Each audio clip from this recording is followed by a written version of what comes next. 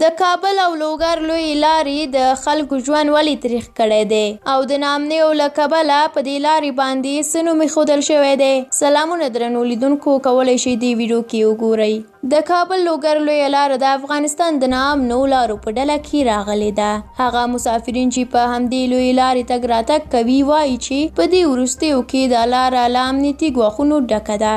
د کابل لوګر لویې لارې ته د ډېرو ناامنیو له امله د مرګ لارې نوم ورکړل شوی دی.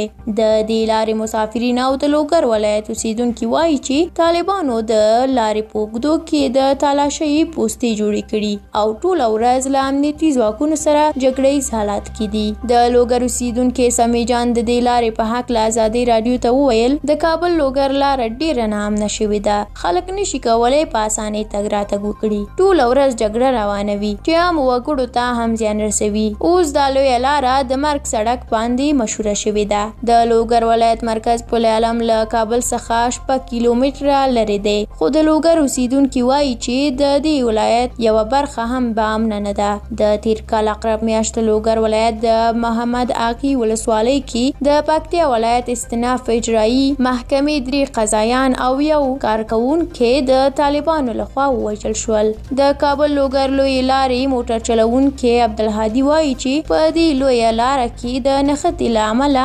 مسافرین ساعتونه په تمه پاتې کیږي. هغه وایي په دې لاره کې جنګ روان وي، ټانکونو ته اور ورته کوي. کله چې خبر شو چې جګړه ده، مجبوره یو ساعت په تمه پاتې شو. خوست او پکتیا ولایتونو ته د تګ راتګ لار هم له لوګر ولایت څخه تیریږي. په ځینو وختونو کې د پکتیکا ولایت اوسیدونکي هم له همدې لارې تګ راتګ کوي. د لوګر والي ویان دیدار لونګ ازادۍ راډیو ته وویل، د کابل لوګر لویې لارې د امنیت ټینګښت لپاره هڅې روانې دي.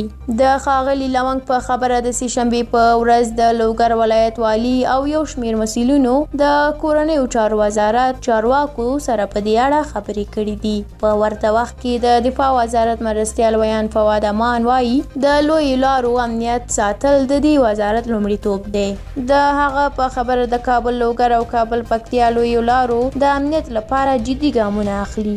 نوموړي زیاته کړه، څه موده وړاندې د دفاع وزارت سرپرست لوګر ولایت ته سفر او نږدې د یاد ولایت امنیت څارنه وکړه. د لوګر والي او مسؤلینو چارواکو سره یې لیدنې وکړې او چارواکو ته یې امر ورکړ چې د لویو لارو د امنیت ښه کولو او په ځانګړې توګه د کابل لوګر او کابل ګردیز لویو لارو ته ډیره پاملرنه وشي. د کابل لوګر لویې لارې د امنیت په اړه په داسې حال کې اندېښنې راپورته شوي چې په یادې لویې لارې کې په وروستیو کې د طالبانو بیا ځلې فعالیت خبرونه ورکول کیږي. ټولنیزو رسنیو کې هم د دې لارې په اوږدو کې د طالبانو د چیک پاینټونو او ټانکونو د سوځېدو ویډیوګانې خپریږي چې له دې سره اندېښنې هم زیاتې شوي دي. درنو لیدونکو، ډیره مننه چې دا ویډیو تر اخره ولیدله. که تاسو هم په دې اړه کوم نظر لرئ، زموږ سره د کومنټ په برخه کې شریک کړئ او که زموږ یوټیوب چینل مو هم سبسکرایب کړی نه وي نو همدا اوس یې سبسکرایب کړئ. تر بلې ویډیو په لوی او بخښونکي خدای مو سپارم. الله